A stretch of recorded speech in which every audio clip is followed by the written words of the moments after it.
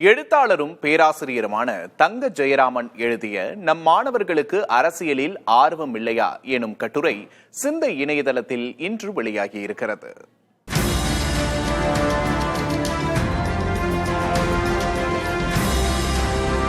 இன்றைய மாணவர்களுக்கு அரசியல் ஆர்வம் அற்றுப்போய்விட்டது என்ற பொதுவான கணிப்பு தவறானது என்று தங்க ஜெயராமன் எழுதிய இக்கட்டுரை விவரிக்கிறது.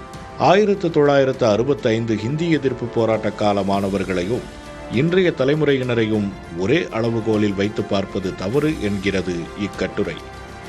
பழைய பாணி ஊர்வலங்கள், ஆர்ப்பாட்டங்கள் போன்றவற்றில் மாணவர்கள் பங்கெடுப்பதில்லை.